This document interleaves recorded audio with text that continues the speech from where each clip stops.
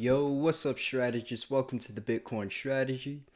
Today, I want to explain to you how MicroStrategy works, or strategy works, in all in under 6 minutes, or at least I'm gonna try and get it under that. Quick note: I do use MicroStrategy and strategy interchangeably, with strategy being the new name of the company. I use them interchangeably, but they're both referring to the same company.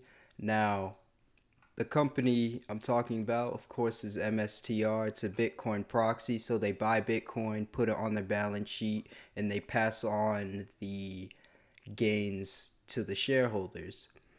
Now, MicroStrategy is not a Bitcoin ETF, so it's not one to one with Bitcoin's price correlation or price chart. So they buy Bitcoin is what they do, and they add their own leverage on top of it, which amplifies the gain. So if Bitcoin goes up, say 5%, MicroStrategy may go up 10%. Now, what strategy? Strategy, a unicorn in the making. MicroStrategy is a money printer, leveraging the weaknesses of the fiat financial system and using them to create the most valuable company in the world with Bitcoin. It uses various income sources to accrue the most scarcest asset in the world, Bitcoin, that continuously increases in value over time, all the while having a cap supply. Meaning when MicroStrategy buys Bitcoin, they're taking money off the supply, off the market permanently, that it would have otherwise be bought and sold by weaker hands, and effectively owning a fixed supply of all the Bitcoins that'll ever exist. So when they buy Bitcoin, when you or me buy Bitcoin and we hold it, we don't sell, Bitcoin has a cap supply, we own that percentage of the network. We get to say, like, MicroStrategy owns 2%, they have 2% say in the network, in the price. That's how that works. This allows strategy and Bitcoin to rise in value due to no sellers at current price levels, due to low liquidity, because everyone's buying, and Bitcoin is fixed. It's not diluted, so it can't go down in that matter. Now, like I said, MicroStrategy is not a Bitcoin or a leverage ETF, so it's not one to one with Bitcoin, or it's not an exact 2x on Bitcoin. It might correlate with the S&P one day, while it might correlate with Bitcoin one day. So it kind of does its own thing. It does follow Bitcoin, but it does its own thing at the same time. Now, in MicroStrategy, we have something called the Flywheel Effect. We take fiat money and we convert it into Bitcoin, and we pass those gains on to shareholders. Now, strategy has three income sources: the ATM, at the market offerings, convertible notes, and preferred stock.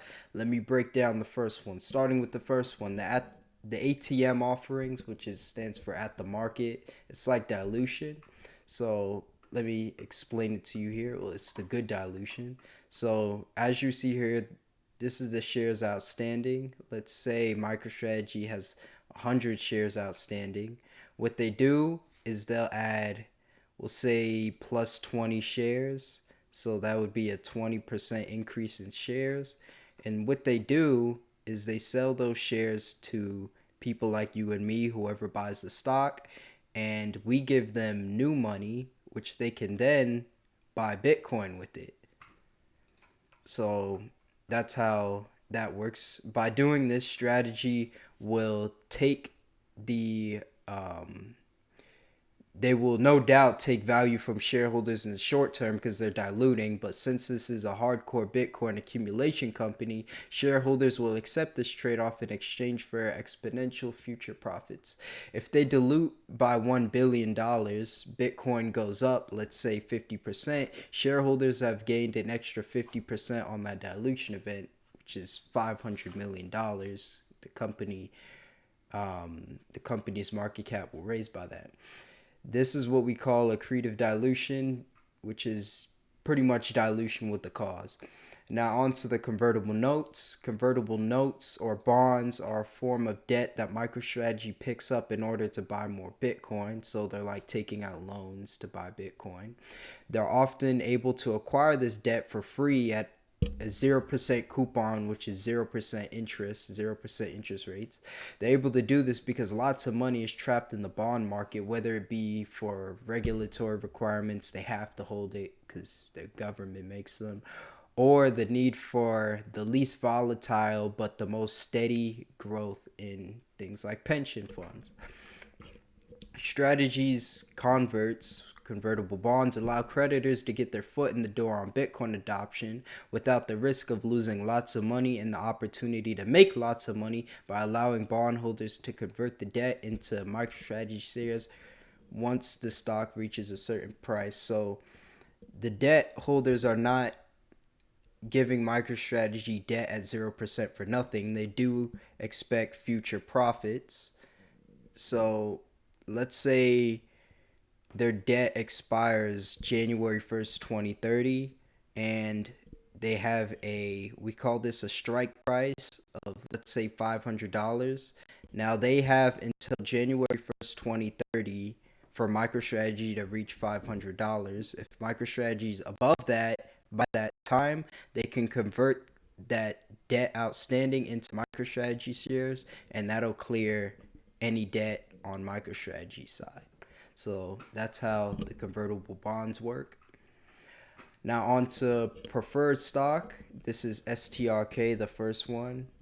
Strike. On January 31st this year, Saylor announced MicroStrategy's new offering, Strike, that provides a less volatile, income-driven way to gain exposure to MSTR. By holding it, you're entitled to 8% dividends a year, and this is more yield-driven, not income. Strife down here is income.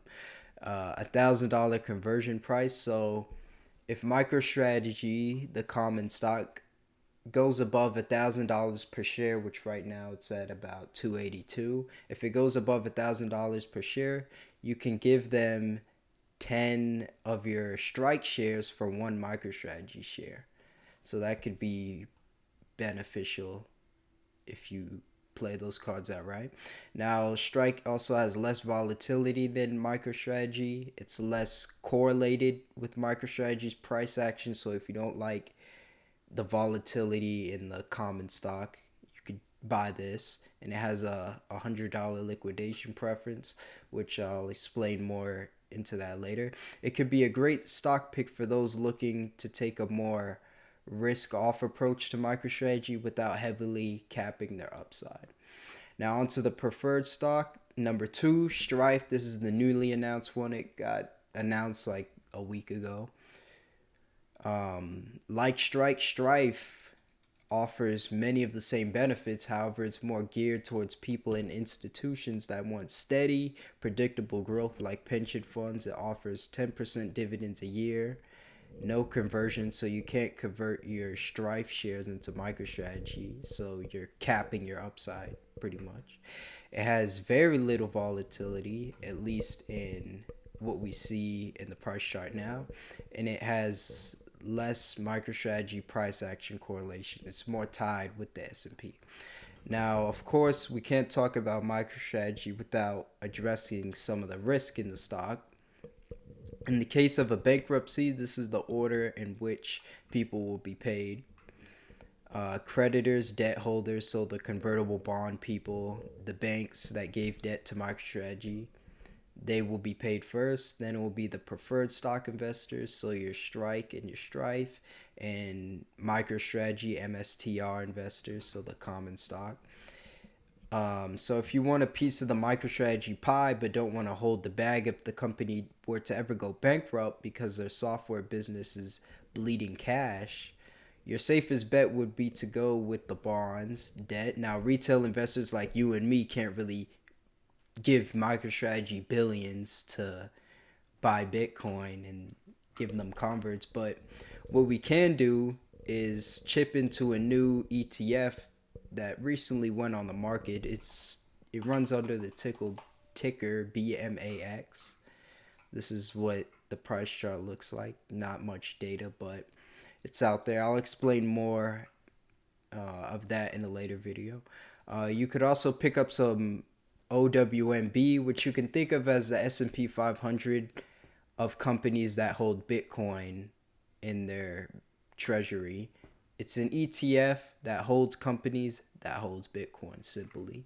Now for addressing risk for Strike and Strife investors, in the event of a MicroStrategy bankruptcy, you'll be paid a minimum of $100 or more, depending on the share price, best case scenario, or base case scenario, I should say. Common shareholders will get paid whatever is left.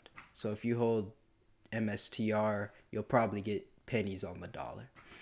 I'll be covering more on these ETFs here, OWMB, BMAX, in later videos, so make sure to stay tuned. And this video is definitely not 6 minutes, but anyways, in short, MicroStrategy is a great equity to have in any Bitcoin focused portfolio. If used correctly, it can be used as a tool to outperform and buy more Bitcoin than if you were to just put the money directly into Bitcoin, because MicroStrategy outperforms Bitcoin. If you use it well, you can buy more Bitcoin with those dollars than if you were to just put it in Bitcoin directly. Now, allocate based on your risk tolerance, obviously, because MicroStrategy is like a 1.5 to 2.5x of Bitcoin's price performance. So if Bitcoin goes down 10% in a day, MicroStrategy can drop like 15 to 20% in that day.